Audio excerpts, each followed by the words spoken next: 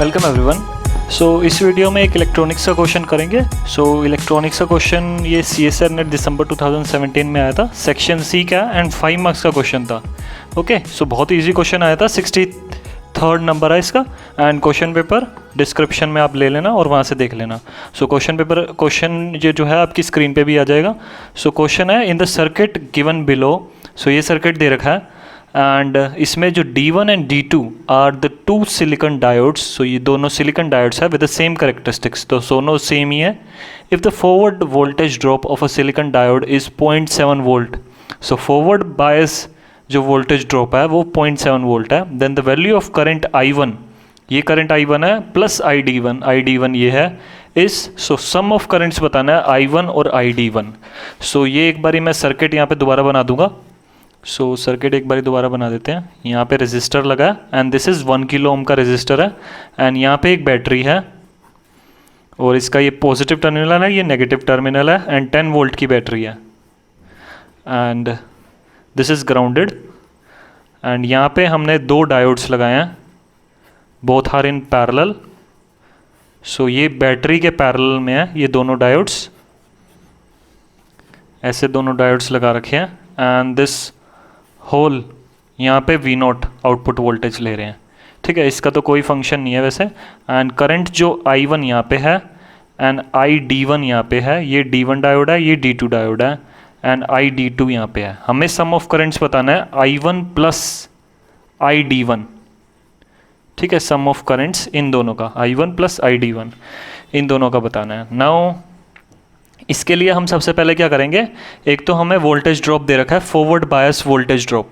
एक तो दोनों D1 एंड D2 दोनों जो हैं वो सिलिकॉन डायोड्स हैं, सिलिकॉन डायोड्स, एंड उनके अक्रॉस जो वोल्टेज ड्रॉप है फॉरवर्ड बायस वोल्टेज ड्रॉप। ठीक है, फॉरवर्ड वोल्टेज ड्रॉप दे रखा है, इट इज़ 0.7 वोल्ट। ठीक है, अगर हमें दे भी नहीं रखा होता, जब भी हम 0.7 वोल्ट ही लेते हैं सिलिकॉन डायोड्स में, अगर बोलता जर्मेनियम डायोड्स हैं तो हम 1.1 वोल्ट लेते। ऐसे ही गैलियम आर्सेनाइड बोलता तो 1.4 वोल्ट लेते। इन तीनों का कम से कम याद होना चाहिए। बाकी अगर तुम्हें याद नहीं है तो कोई प्रॉब्लम नहीं है, बट ये तीनों सिलिकॉन का, जर्मेनियम का एंड गैलियम आर्सेनाइड का, इन दोनों की फॉरवर्ड बायस वोल्टेज याद होनी चाहिए। ओके, इसमें हो क्या रहा है, पॉजिटिव साइड ये है, नेगेटिव साइड ये है बैटरी की। एंड यहाँ पे डायोड में क्या है, ये होती है P साइड जहाँ पे ये वाला साइन होता है एंड ये होती है N साइड। अगर इस एंगल से देखेंगे ये P होगा एंड ये N होगा। ऐसे ही यहाँ पे भी ये P है, ये N है। नाउ P साइड को पॉजिटिव टर्मिनल से कनेक्ट कर रहा है, N साइड को नेगेटिव टर्मिनल से कर रहा है, मतलब ये फॉरवर्ड बायस्ड है। ठीक है, ये भी फॉरवर्ड बायस्ड है एंड ये भी फॉरवर्ड बायस्ड है। दोनों डायोड फॉरवर्ड बायस है। हम फॉरवर्ड बायस वोल्टेज इसकी ले सकते हैं। ठीक है, मतलब क्या है इसका, इसको हम एक वोल्टेज ड्रॉप की तरह कर सकते हैं, जैसे एक बैटरी लगा देंगे विच इज़ ऑफ 0.7 वोल्ट। ठीक है, जिसके अक्रॉस 0.7 वोल्ट का वोल्टेज ड्रॉप हो रहा है। या फिर आप एक कोई रेजिस्टर भी लगा सकते हो, कुछ भी लगा सकते हो जिसके अक्रॉस जो वोल्टेज ड्रॉप है वो 0.7 वोल्ट हो रहा है। ठीक है, ऐसा कुछ लेना पड़ेगा। एक बैटरी ले लेते हैं, वो ज़्यादा सही है। ऐसे ही यहाँ पे भी इसको हम रिप्लेस कर सकते हैं एक ऐसे किसी बैटरी से जिसके अक्रॉस 0.7 वोल्ट वोल्टेज ड्रॉप हो रहा है। ओके, अगर ये रिवर्स बायस्ड होता तो उस केस में क्या होता कि रिवर्स बायस में कोई भी वोल्टेज ड्रॉप नहीं होता, वो एक ओपन सर्किट की तरह एक्ट करता है, क्योंकि कोई करंट फ्लो नहीं करता रिवर्स बायस में। रिवर्स बायस में कोई भी डायोड में वो कंडक्ट नहीं करता। उसके अक्रॉस क्या हो जाएगा, कोई भी वोल्टेज ड्रॉप नहीं होगा और ओपन सर्किट की तरह एक्ट करेगा। ये हम कैंसिल कर सकते हैं उस केस में। ओके, ये तो हो गए डिफरेंट केस। नाउ हम अपने क्वेश्चन पे आते हैं, हम क्वेश्चन कैसे सोल्व करेंगे। हम क्या कर सकते हैं, सबसे पहले हमें यहाँ पे ये करंट I1 निकालना पड़ेगा। ये कैसे निकालेंगे करंट I1। नाउ इस जो लूप है इसमें हम किरचॉफ्स वोल्टेज लॉ लगा सकते हैं, KVL। Kirchhoff's voltage law KVL लगाएंगे। कैसे लगाएंगे, इस डायरेक्शन में जा रहे हैं हम, इस डायरेक्शन में ऐसे ले रहा हूँ। आप KVL जैसे मर्जी लगाओ, मैं ये नोटेशन लेता हूँ कि यहाँ से अगर जाएंगे नेगेटिव टर्मिनल पहले आएगा तो माइनस होगा। Minus of 10 volt. 10 volt voltage drop यहाँ पे हो रहा है एंड यहाँ पे गए करंट के डायरेक्शन में जा रहे हैं तो पॉजिटिव रहेगा। पॉजिटिव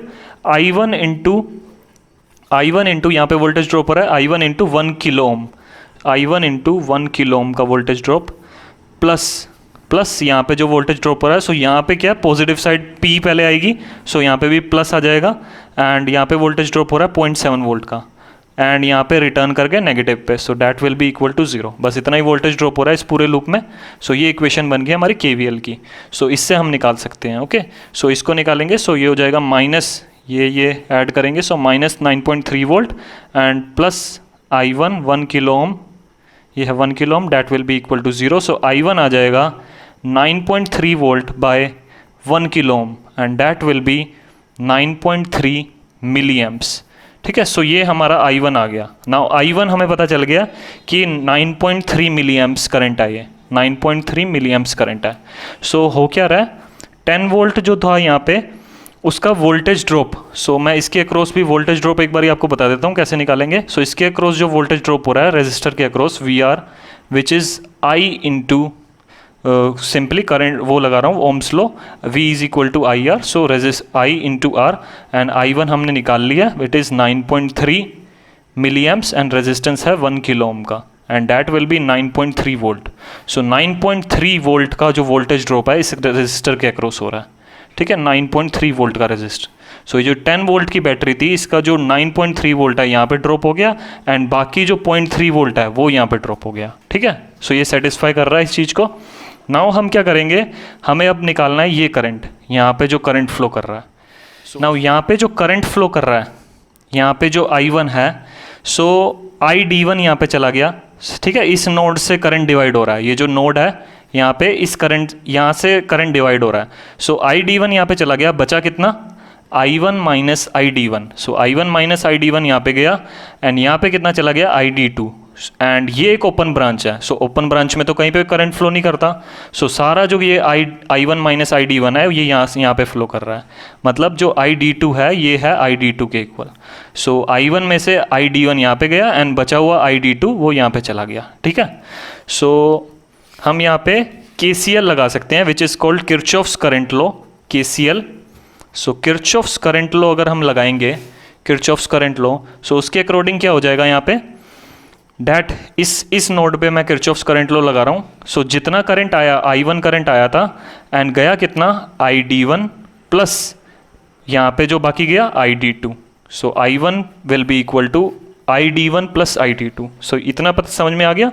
उसके बाद हम क्या करेंगे कि सिंस इनकी करेक्टरिस्टिक्स दोनों की सेम है, इन दोनों डायोड्स की करेक्टरिस्टिक्स सेम है एंड हमें दे रखा है जो इनके अक्रॉस वोल्टेज ड्रॉप है, forward bias voltage drop VD1 VD2 वो है 0.7 वोल्ट। ठीक है, सो मतलब क्या, अगर सेम वोल्टेज है इनके अक्रॉस, मतलब ये जो सिंगल करंट है ये इसमें डिवाइड हो रहा है और इसमें डिवाइड हो रहा है, मतलब ये करंट भी सेम ही रहेगा। सिंस वोल्टेज ड्रॉप सेम है, सो ये जो करंट है वो दो में ही डिवाइड हो रहा है एंड दोनों की सिंस सेम वोल्टेज है, सो जो करंट फ्लो करेगा इन दोनों में वो भी सेम ही होगा। ठीक है, so ID1 will be equal to ID2। ये हमारे पास यहाँ से पता चल गया क्योंकि ये जो वोल्टेज ड्रॉप है वो दोनों सेम है एंड करंट सिर्फ इन दोनों में ही डिवाइड हो रहा है। So ID1 will be equal to ID2। सो इसमें अगर हम यूज़ करेंगे इस इक्वेशन को, so I1 will be equal to 2ID1, therefore ID1 will be I1 by 2। So I1 हमें पता है कितना है, I1 कितना दे रखा है, I1 इज़ 9.3 हमने निकाला था, I1 9.3 मिली एम्प्स एंड इसको डिवाइड कर देंगे सिंपली 2 से and that will be 4.65 milli amps. ठीक है, सो ID1 हमें पता चल गया एंड ID1 इक्वल है ID2 के। सो ID1 एंड ID2 दोनों में ये जो 9.3 मिली एम्प्स यहाँ पे गया था, सो 4.65 मिली एम्प्स यहाँ पे गया, 4.65 मिली एम्प्स यहाँ पे गया, इक्वली डिवाइड हो गया दोनों ब्रांच में।